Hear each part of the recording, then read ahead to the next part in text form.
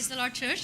ये सच फरा है, इनका ईमान खुदा पे था और बड़े ईमान से इन्होंने एक खुदा के हजूर में अपनी दरख्वास्त रखी।